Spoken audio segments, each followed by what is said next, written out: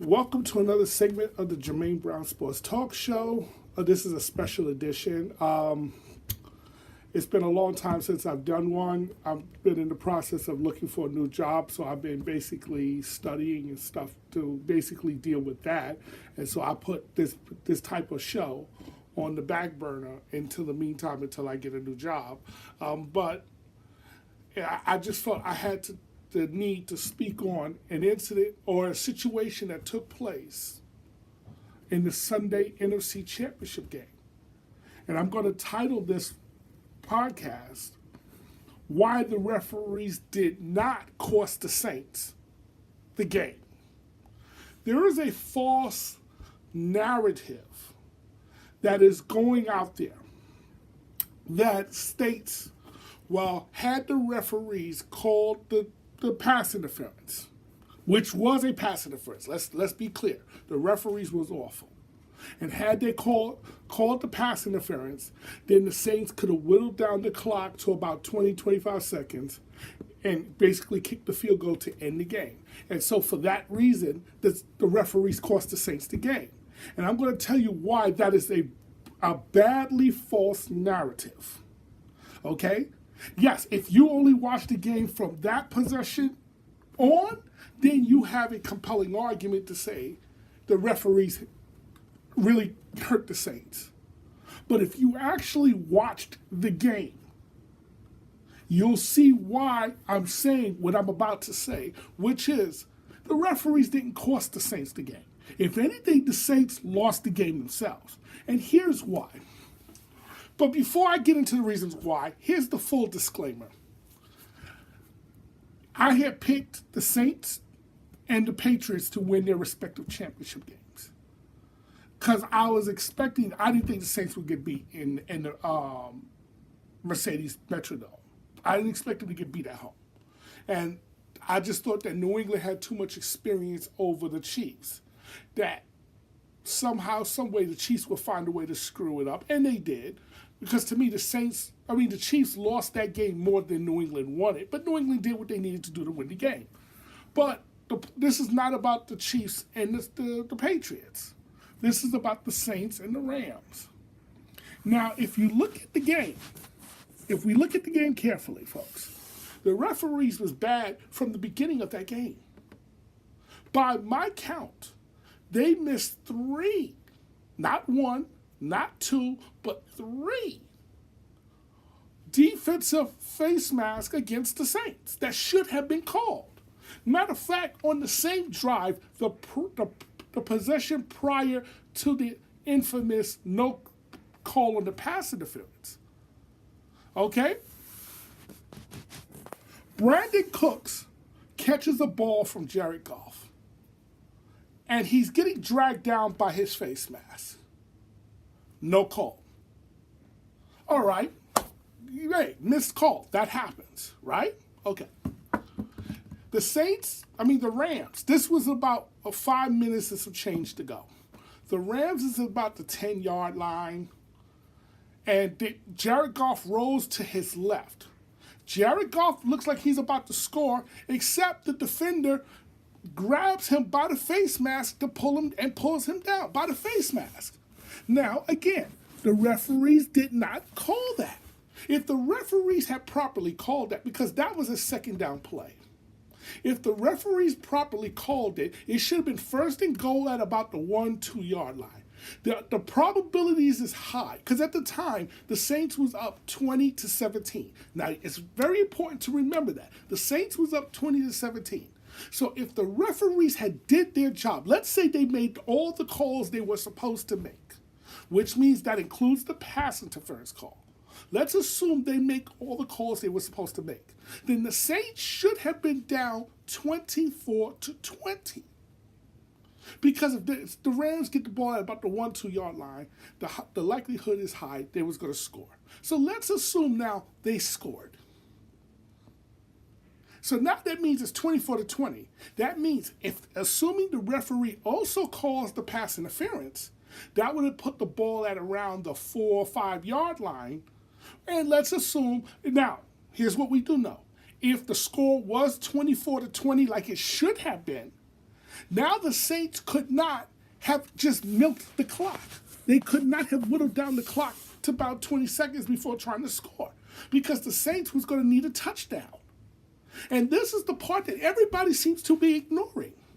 That really the score should not have been 20-20. It should have been 24-20 if the referees was doing their jobs.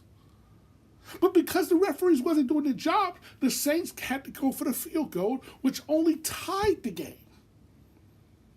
So you can't just ignore that. You can't say, well, the face mask is not important, but the non-pass interference is. No. You can't pick and choose to decide which penalty should be called and which one shouldn't be. You can't pick and choose and say, well, this penalty is more important than this penalty. No, they all are just equally as important. So if the referee's going to put away the whistle on the face mask, then he should put away the whistle on the pass interference. Now, quite frankly, the referees was awful in this game, and they should have did their job, which means you call the penalties that you see or that took place, and they didn't do either. They basically let everything go. And this is why the league now has the situation that they have. They have a mess on their hand because technically the referees decided we're not calling nothing. And they should not have done that. They should have done their jobs. But at least this is what I always ask of officials when I watch a game.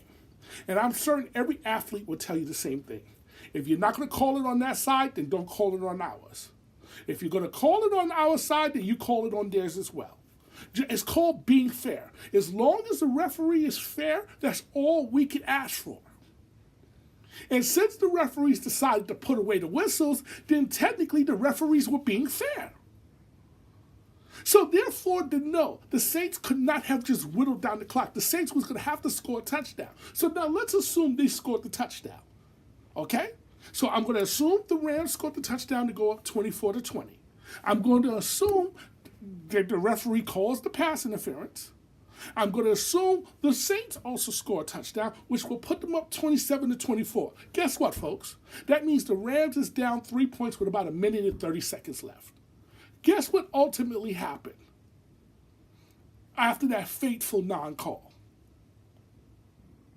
The Rams were still down 23-20.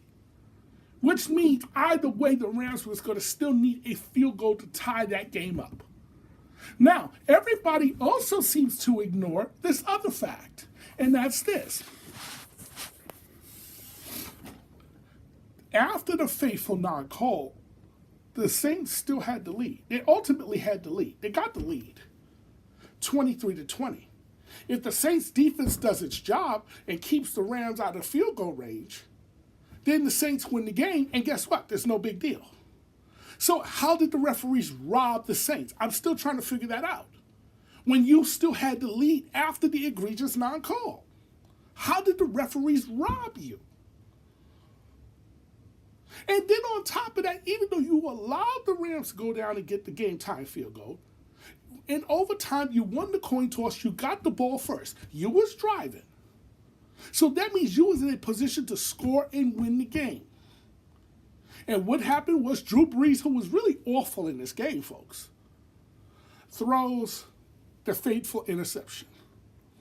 And then the Rams ultimately got in the field goal range and kicked the game-winning field goal. Once the game goes into overtime and the aggrieved team, the team that got hosed on a bad call or a bad no call, gets the ball, you can't then complain about the officiating because you are in position to win the game. I'm going to tell you a call that was far more egregious that ultimately ended up costing a team a game. And that's the tuck rule that took place between the Patriots and the Raiders. Because, see, unlike this game, the Raiders never had a chance to get the ball back to win the game. See, because of the tuck rule, when Woodson tackled Brady and sacked him and basically stripped the ball from him, they came up with some BS rule. The NFL could say there was a tuck rule. There was not no tuck rule in place, folks. There wasn't no tuck rule in place. That's BS.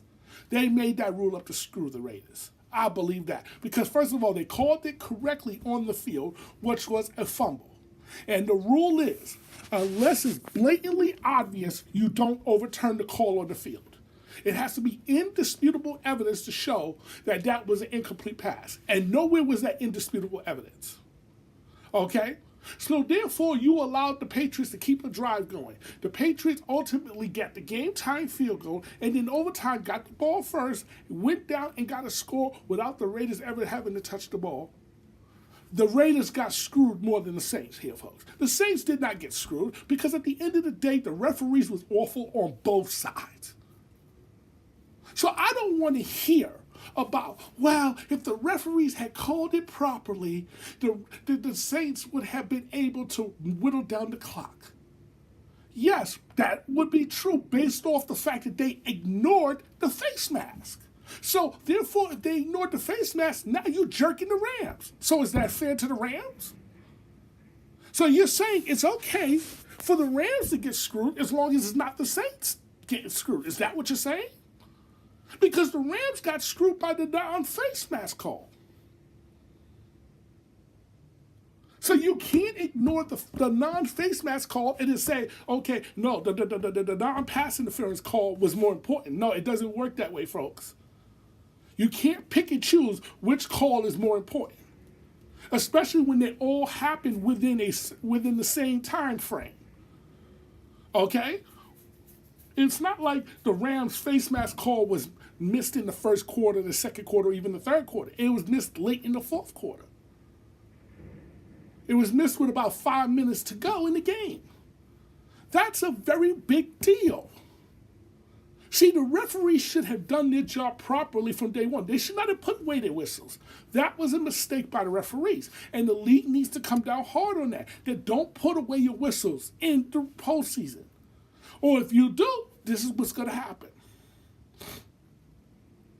They should not have put away their whistles. Okay, they should not have. They should have called the game the way they saw it.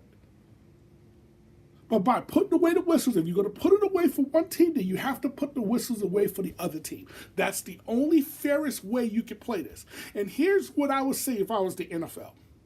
I will not come out and allow the media and the Sean Payton and the Saints to come out and beat me to a pulp and make me look bad.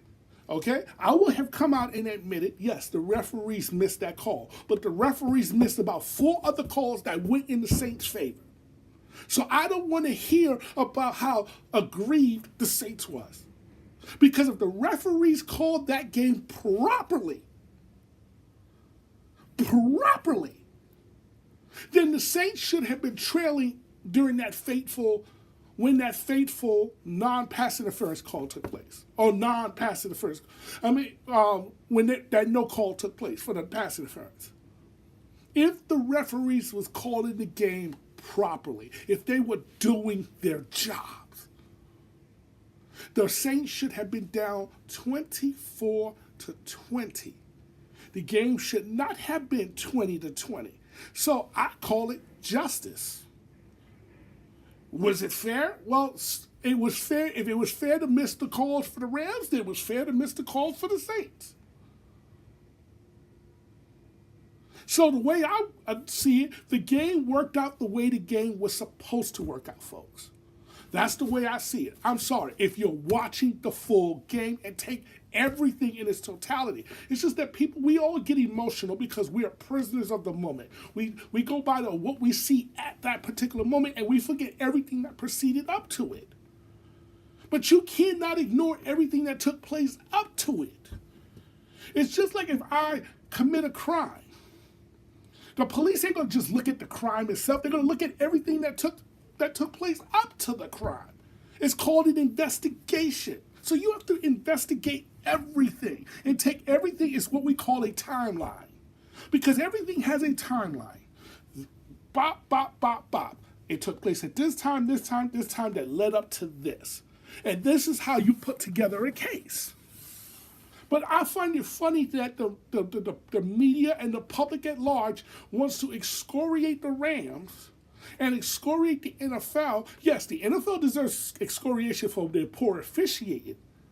because there was also poor officiating in the Patriots Chiefs game. It just wasn't as blatant or as egregious, because that was not a roughing the passer call on time. I mean, where the Chiefs defender came down on Tom Brady's shoulders. The referee thought it came down on his head. Okay? The referee was wrong. And no, I am not for expanding replay. Okay? It's a judgment call. We live with the call. Humans, we're imperfect. We all make mistakes. The referees are not, that was not the NFL's finest moments when it came to referees. Okay? Because you never want your game to be talked about from the referee standpoint. You want it to be talked about from the two teams that are battling. And unfortunately, in both games, you can make a case of why the game was not being talked about by the referees, or about what the referees failed to do, or they did what they should not have done. Okay? Because there was also another egregious mistake in the Kansas City New England game, where they determined that ball did not touch Julian Edelman's fingers on that punt. Now, when they called it on the field, it looked like he touched it. The replays showed that it looked like he touched it. Now, New York does not have any more looks or views of cameras than what we saw. So there was nothing that made it where it says it's indisputable, you have to overturn it, but the replay official overturned it.